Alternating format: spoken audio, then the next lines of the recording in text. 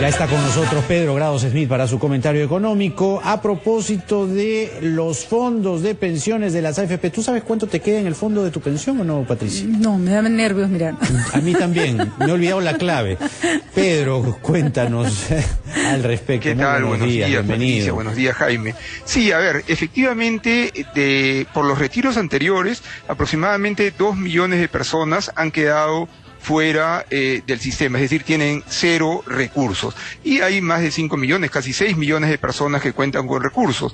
¿Cómo saber si uno tiene fondos o no? Pues es muy simple, hay que entrar a la página web de la AFP y hay quien dirá, pero yo no sé ni en qué AFP estoy. Pues si uno no sabe en qué AFP está, hay que entrar a la página web de la superintendencia y consultar en qué AFP. Ahora, una vez que uno entra a su AFP, a cualquiera de las 4 administradoras de fondos de pensiones existentes, uno con la clave, o si no solicita una nueva clave, uno tiene acceso a el monto total del fondo. Y esto es importante porque hay una serie de facilidades, hablábamos de la importancia de tener internet hace un momento, y hay una serie de facilidades en estos sistemas. Por ejemplo, uno puede saber cuánto es su fondo total, por separado, cuánto es el bono de reconocimiento, que no es parte del fondo total, que es la obligación que el Estado tiene con aquellos que aportaron antes del inicio de este sistema. Además, uno puede proyectar su pensión con un conjunto de supuestos. Hemos dicho que más o menos por cada 100.000 soles acumulados a lo largo de 40 años, uno tiene una pensión de entre 500 y 650, 700 soles. Además, uno puede ver qué tipo de pensión desea. Entonces uno va a saber si tiene o no tiene. Y si tiene, cuál es la decisión que uno puede tomar. Si uno quiere mantener la propiedad a través de lo que se conoce como un retiro programado, y ese es todo un tema técnico que se puede explicar, o uno simplemente compra un seguro, compra una mensualidad para todo su periodo de retiro. Entonces la información está en la web. Además, uno puede saber en qué invierten las administradoras de fondos de pensiones. Está todo el portafolio agregado por tipo de fondo, ¿no? Desde el fondo 0, que es el más conservador, hasta el fondo 3, que es el más agresivo. Uno puede saber la rentabilidad que ha obtenido históricamente, etcétera. O sea, realmente la información está, y eso es parte de los avances tanto en la gestión de inversiones como del acceso a ese tipo de información, ¿no?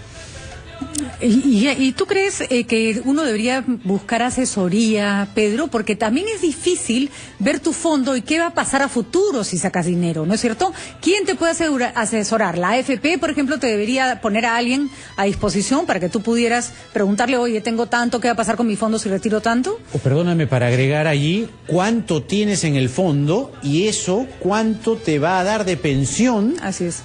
En tu jubilación? Porque tienes que tener una cantidad mínima para recibir una buena pensión o mínima pensión, ¿no? A ver, las 4 FPs tienen un simulador de pensiones, ¿no? Que parte del supuesto que uno va a aportar por un periodo de tiempo hasta los 65 años y uno va a aportar un monto determinado. Entonces, es relativamente simple manejar la página web. Ahora, lo otro es más complicado, es decir, ¿qué va a pasar? ¿Cuál puede ser la rentabilidad? ¿Vale la pena que me quede en el fondo más agresivo, el fondo 3, porque es el que más rentabilidad me ha dado? ¿O mejor me paso al fondo 2? Yo creo que acá lo importante, la asesoría siempre es buena, pero, y debería ser de la propia administradora de fondo de pensiones, lo cual no evita que puedan haber terceros, pero debería ser de la propia administradora. Y acá lo importante es decir que el futuro nunca es único. Entonces lo que uno tiene que plantear son escenarios. Por eso lo que suele ocurrir es que uno le dice, mire señor, si ya tiene 60 años, mejor piense de forma conservadora, porque puede ser que gane mucho o puede ser que pierda mucho. Vamos a ir al 2008. El 2008, el fondo 3, el más agresivo, el más rentable hasta ahora, en un año perdió 35%. Dímelo a mí. En términos de valor de mercado. Porque pero fue el año se recuperó. Me acuerdo. Ah, no, se recuperó el año siguiente. A veces me despierto en el 2008. Fue horrible, fue horrible. Fue horrible. Rápidamente, así es, muy rápidamente. Pero, ¿qué pasa si alguien que tenía 64 años se jubiló el 2008? Por eso es que a una persona de 64 no se le recomienda estar en ese fondo, se le recomienda estar en el fondo 1, que es el más conservador, que perdió 3 o 4%. ¿Por qué? Porque son instrumentos más conservadores. Esa relación riesgo-rentabilidad es fundamental en las finanzas. Y si bien la decisión es de cada uno, lo que se aconseja a la gente joven es, mira, tienes 30, 40 años por delante, asume el riesgo de las acciones, de un fondo más agresivo, tienes 60, puedes tomar la decisión de ir a un fondo más riesgoso, pero mejor es que estés en un fondo más conservador, sobre todo si tu pensión ya es más o menos la adecuada. Y para terminar, recordemos siempre esta cifra, por cada 100.000 soles acumulado durante 40 años, más o menos la pensión equivale a 500 soles, ¿no? Mira, pues queda en tu AFP y nuevamente la palabra la tienen los candidatos. ¿Qué van a hacer con el sistema no solo privado, sino nacional de pensiones?